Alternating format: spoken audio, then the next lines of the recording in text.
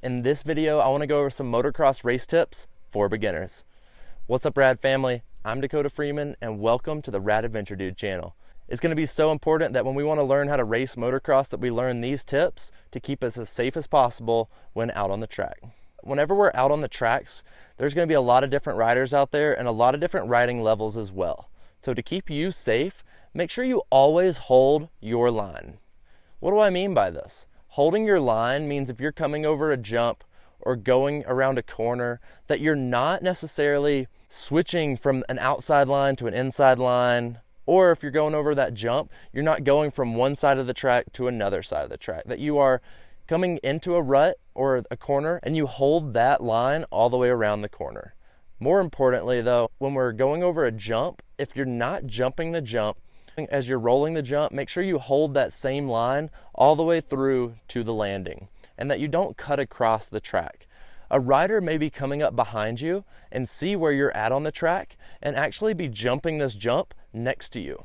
And this is why it's very important that we hold our line when we're hitting these jumps, because if a rider's behind you and they're hitting the jump and you're rolling it, and they may be landing next to you or passing you in the air.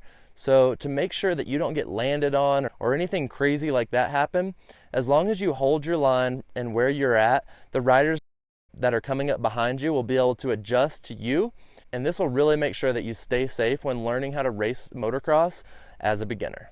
Other really important tips are going to be for us as we're starting to jump on our dirt bikes. If we're jumping a jump, we really want to make sure that we're very comfortable with our riding position and with our dirt bikes.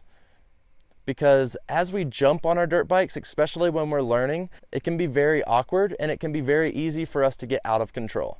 So to avoid this from happening, we want to make sure that we are accelerating all the way through the face of the jump. We also want to make sure that when we're coming up the face of the jump that we're in the proper gear and we're in like the meat of the power, which is going to be right in the middle of the gear range. We do not want our bikes winding out at the top of a gear and running out of power, as this is going to make your front end want to pick up as you're coming off the face. And if you're coasting off the face of a jump, your front end's going to want to drop. So to avoid this from happening, make sure you're in the proper gear before you hit the jump and that you accelerate continually through the face of the jump. This is going to make sure that you have a much more level flight and really keep you safe when learning how to jump your dirt bike.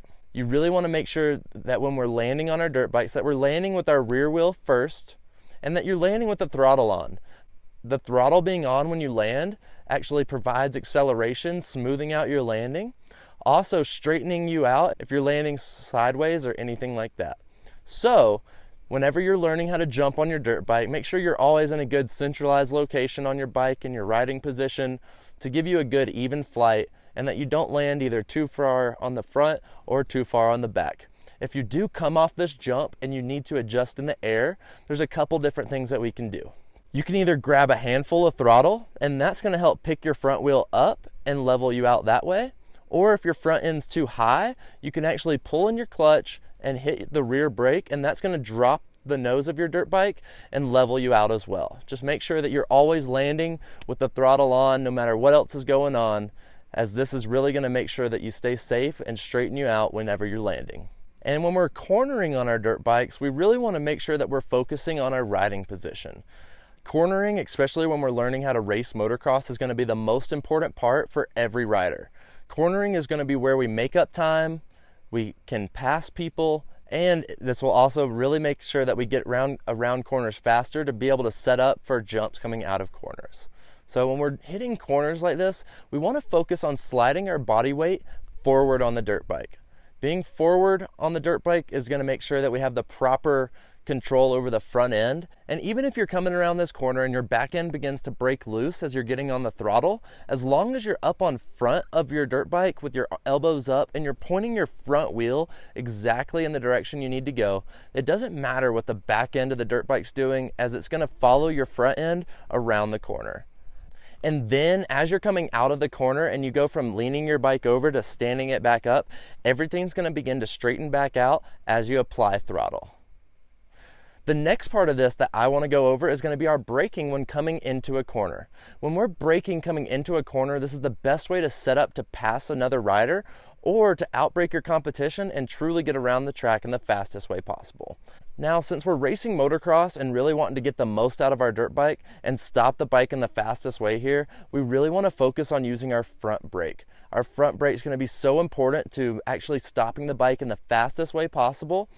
And when we combine our front brake with the rear brake while we're shifting down through the gears coming into a corner is going to be how we can outbrake our competition and have the most braking power out of our dirt bikes. So as you're coming into a corner, you want to be standing up, and once you're ready to start putting the brakes on, you're going to want to shift down in the gears.